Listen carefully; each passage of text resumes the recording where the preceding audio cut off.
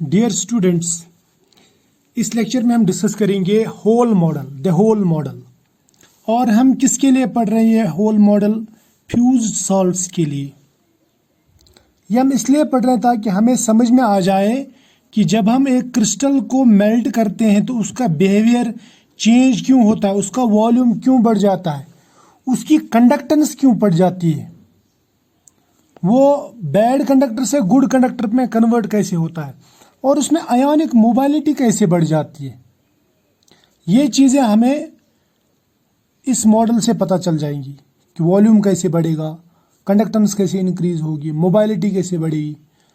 तो ये हमें इस मॉडल से, होल मॉडल से पता चलेगा। इससे पहले जो हमने मॉडल डिस्कस किया, that model was vacancy model. Vacancy model में क्या देखा हमने? वैकेंसी मॉडल में देखा हमने कि जब हम एक लैटिस को थर्मल एनर्जी देते हैं, यानी उसको हीट देते हैं, तो यहाँ पे जो लैटिस साइड्स रहती है, या मैं बोलूँगा आयॉन्स, वो डिस्प्लेस होते हैं फ्रॉम इंटीरियर टू एक्सटीरियर, यानी सेंटर से सरफेस की तरफ जाते हैं। या मैं इसको बोलूँगा कि यहाँ पे ये चेंज आ जाती है, इस तरह की चेंज। ये हमने अभी मतलब पिछले वाले लेक्चर में डिस्कस किया कि यहाँ पे शॉर्ट की डिफेक्ट्स हो जाते हैं और इंटीरियर पार्टिकल्स जो है वो सरफेस की तरफ जाते हैं। अब देखो यहाँ पे ये जो मॉडल है जिसे हम वैकेंसी मॉडल कहते हैं, वैकेंसी मॉडल में ये बताता है कि यहाँ पे जो वैकेंसी क्रिएट होती है वो बहुत ही तमीज़ से होती है। बहुत ही तमीज़ मतलब एक पार्टिकल यहाँ से जाता है और सरफेस के ऊपर बैठ जाता है और यहाँ पे कोई फर्क नहीं पड़ता दूसरे एरिया में। लेकिन होल मॉडल ये नहीं कहता। होल मॉडल कहता है कि वैकेंसी बनती है, लेकिन वैकेंसी को हम यहाँ पे वैकेंसी नहीं बल्कि होल बोलेंगे। होल क्या बोलेंगे? होल। तो होल मॉडल कुछ इस तरह डिस्क्राइब करता है। ये कहता है कि यहाँ पे वैकेंसीज नहीं बल्कि होल बनता है। होल का मतलब क्या रहता है और वैकेंसी का मतलब क्या रहता है? देखो, वैकेंसी का मतलब रहता है कि पार्टिकल जो है, पार्टिकल अपनी जगह से उठ के यहाँ जाता है और पार्टिकल की जगह खाली हो जाती, उतनी ही जगह खाली हो जाती, यानी वहाँ पे जो फ्री स्पेस है वो उतनी ही बड़ी होगी, फ्री स्पेस, जितना पार्टिकल का साइज था। लेकिन होल का मतलब रहता है, होल, बात समझ लेना मेरी, होल का मतलब ये रहता है कि यहाँ पे वैकेंट साइड बन जाएगी, यानी फ्री स्पेस बन जाएगी, लेकिन इसका साइज जो होगा, साइज वो आयन के बराबर हो भी सकता है, नहीं भी हो सकता है। यानी ये जो होल का साइज है, या मैं बोलूँगा इस वैकेंसी का जो साइज है, ये वेरिएबल होगा। वेरिएबल, ये छोटे भी हो सकते हैं और बड़े भी हो सकते हैं ये होल्स। और ये बनते कैसे, इसका मैकेनिज्म भी देखेंगे। समझ में आया ना? तो ये कैसे बनता है ये भी देखेंगे और इसका जो मैकेनिज्म है वो पूरा देखेंगे। अब अगर आपसे कोई पूछे कि होल्स का क्या मतलब, तो होल का मतलब रहता है variable sized vacancies. Vacancies are called holes.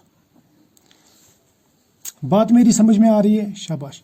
यानी वैकेंसी मॉडल ये बोलता है कि यहाँ पे जो डिस्प्लेसमेंट होता है, यहाँ पे जो शॉर्ट की डिफेक्ट होता है, बहुत ही तमीज़ से होता है। लेकिन होल मॉडल कहता है कि क्रिस्टल के पास में इतनी तमीज़ नहीं रहती, यानी उसके पास में इतना टाइम नहीं है कि वहाँ पे इंटीरियर से पार्टिकल सरफेस पे जाए और बड़े ही तमीज़ से जाए। ऐसा नहीं होता, ऐसा नहीं होता, बल्कि ये रैंडम है। यहाँ पे जो मूवमेंट होती है, मूवमेंट ऑफ आयॉन्स, वो रैंडम होती है, रैंडम। वो कोई सिस्टमैटिक नहीं होती। जिस तरह यहाँ पे वैकेंसी मॉडल में बिल्कुल सिस्टमैटिक, यहाँ से ये पार्टिकल इधर जाएगा, फिर इधर से इधर, फिर ये पार्टिकल यहाँ पे सरफेस पे आ जाएगा, बड़े ही तमीज़ से, बड़े ही तरीके से।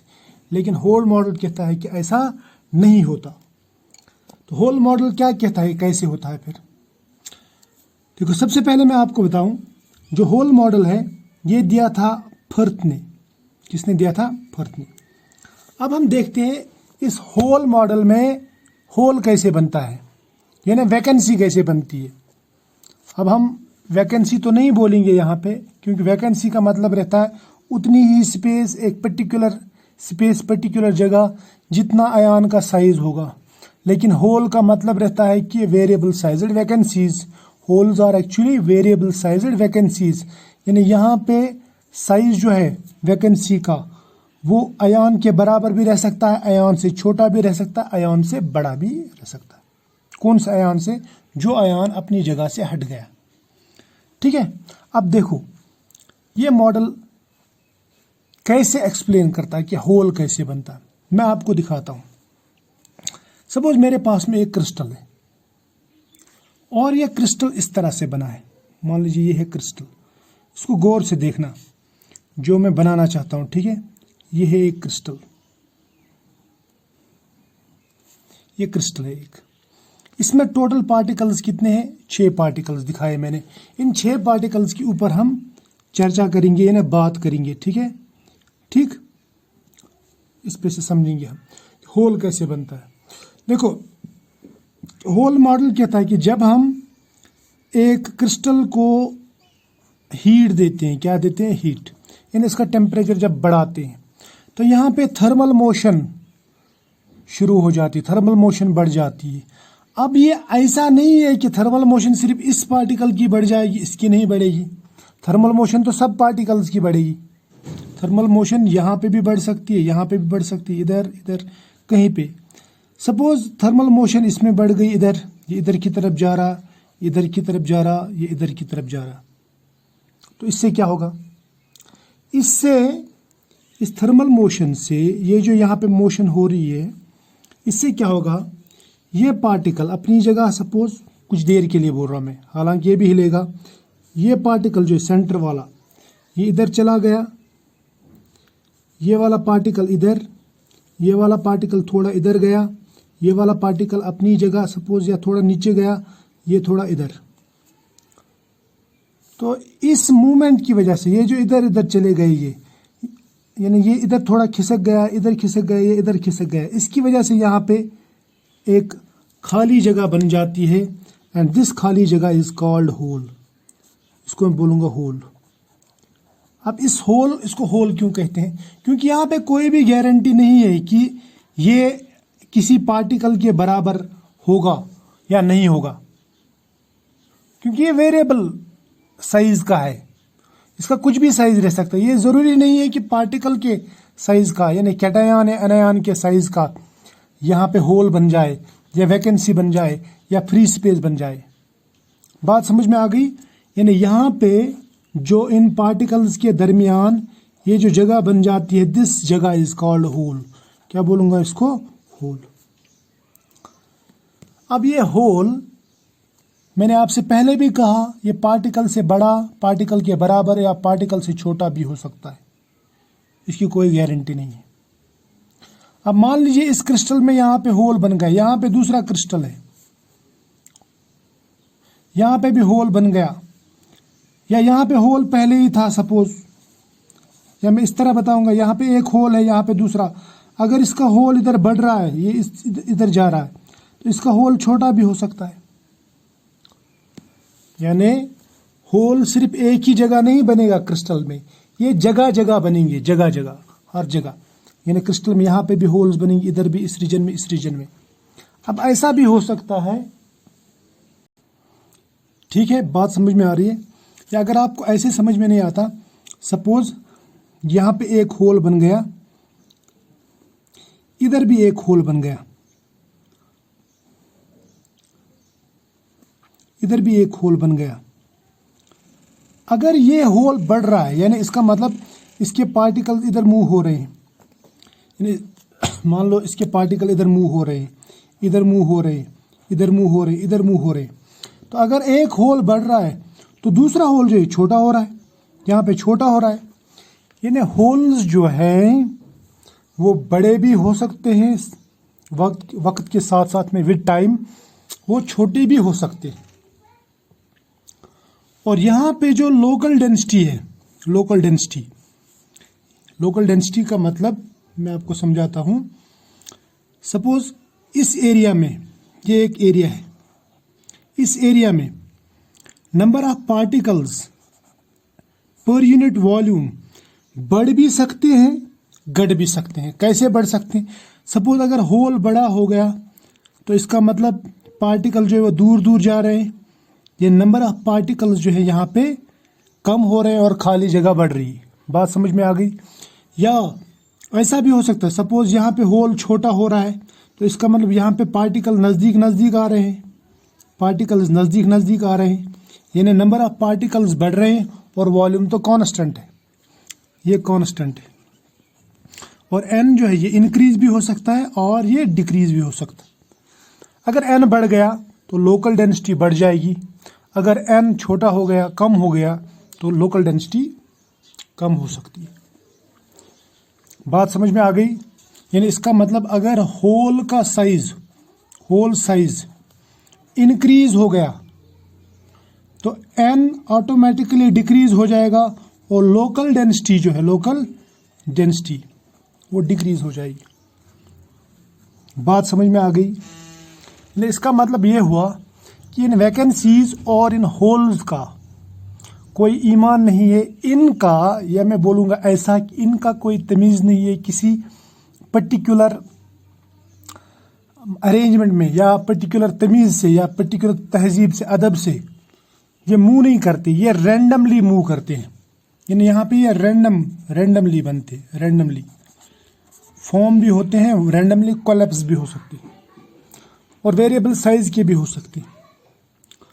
और इस मूवमेंट से लोकल डेंसिटी चाहे कम हो जाए या ज़्यादा हो जाए, वॉल्यूम तो बढ़ना ही बढ़ना है। क्यों बढ़ना है? क्योंकि होल बन रहे हैं तो वॉल्यूम तो बढ़ना ही बढ़ना है। अब आप बोलेंगे कैसे? सपोज आपने अगर देखा होगा केक बनते हुए या जो ब्रेड बनते हुए, ब्रेड के लिए जब आटा लेते हैं ना तो स्मॉल ऐसा, सपोज ये आटे का गोला लेते हैं, ये डेंस रहता है, लेकिन जब इसको हीट करते ना तो इसमें से सपोज कार्बोनेट्स या कुछ आजकल दूसरे साल्ट्स यूज़ किए जाते हैं, उनसे जो कार्बन डाइऑक्साइड गैस निकलती है उसकी वजह से ये ब्रेड फ्लफी बन जाता है। यानी फ्लफी क्यों बनता है? क्योंकि इसके अंदर ऐसे होल्स क्रिएट हो जाते हैं। ये सिंपल से एग्जांपल बोल रहा हूं मैं, ब्रेड, समझ में ना? तो होल्स क्रिएट होने की वजह से ये फ्लफी हो जाता है और बढ़ जाता है। या आपने बन देखा होगा, बन जो रहता है, जो हम खाते हैं, बन जो ब्रेड खाते हैं, जो केक खाते हैं, वो फ्लफी रहता है, वो छोटे गोले से बड़ा केक बन जाता है, बड़ा बन बन जाता है या बड़ा ब्रेड बन जाता है। ऐसा क्यों होता है? बिकॉज ऑफ दीज होल्स, यानी वेरिएबल साइज्ड वैकेंसीज। बात समझ में आ गई? समझ में आ गई? अब इसी तरह से स्विस रोल जो रहता है, स्विस रोल या स्विस चीज यानी पनीर, वो भी फ्लफी रहती है, उसमें भी होल्स रहते हैं। तो उसके नाम पे, अब हम तो अंग्रेज नहीं, हम तो बोलेंगे बन मॉडल, हम बोलेंगे डबल रोटी मॉडल या ब्रेड मॉडल या बोलेंगे इसको केक मॉडल। लेकिन अब ये स्विस चीज़, जिनको मालूम होगा, जिनने देखा होगा, ये भी फ्लफी रहता है, तो इसके बेसिस पे इस स्विस चीज़ का मॉडल इसी तरह, ये स्विस चीज़ भी इसी तरह फ्लफी रहता है, उसमें अंदर होल्स रहते हैं, वैकेंसीज रहती है। इसलिए इस मॉडल को, यानी होल मॉडल को, स्विस चीज़ मॉडल भी कहा जाता है। ठीक है, समझ में आया ना? तो आई होप यहाँ तक आपको समझ में आया होगा कि वैकेंसी मॉडल क्या होता है और होल मॉडल क्या होता है, और ये किस तरह एक्सप्लेन करते हैं कि वॉल्यूम क्यों बढ़ता है। और वॉल्यूम बढ़ता है तो वैकेंसीज हो जाती हैं, बिकॉज ऑफ वैकेंसीज होंगी तो यहाँ पे मूवमेंट ऑफ आयॉन्स ये भी इजीली हो सकता है, क्योंकि वैकेंसी में देखो, आयॉन दूसरे आयॉन को टकरा के आगे नहीं बढ़ सकता। अगर उसको आगे चलना है तो उसको फ्री स्पेस में जाना पड़ेगा। मान लीजिए अगर लोग कहीं पे किसी जत्थे में हैं, जितने लोग ज़्यादा होंगे उतना चलना मुश्किल हो जाता है, और जितना रास्ता खुला होगा, खाली जगह होगी, उतना मूवमेंट हमारा, यानी उतना हमारा चलना आसान हो जाता है। जैसे भीड़ भाड़ वाले एरिया में, भीड़ भाड़ वाले मार्केट में हम इजीली चल नहीं सकते, लेकिन खुले रोड पे हम दौड़ भी सकते हैं। तो वैसे यहाँ पे भी हो जाता है।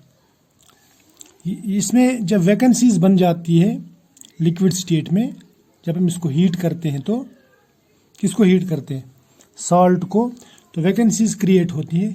वैकेंसीज क्रिएट होने से ये आयन इजीली मूव कर सकते हैं from occupied space to this empty space. इस तरह से आयन्स की जो मोबाइलिटी है वो बढ़ जाती है, और वैकेंट स्पेसेस की वजह से उसका वॉल्यूम भी बढ़ जाता है। किसका, लिक्विड स्टेट का, liquid state of molten salt. बात समझ में आ गई, शाबाश। तो ये था आज का मॉडल। आई होप ये आपको समझ में आया होगा। अगर अच्छा लगे तो लाइक किया करो, शेयर और सब्सक्राइब तो आप लोगों ने किया ही होगा, तो शेयर भी किया करो साथ में, ठीक है। तो मिलते हैं फिर कभी, तब तक के लिए बाय।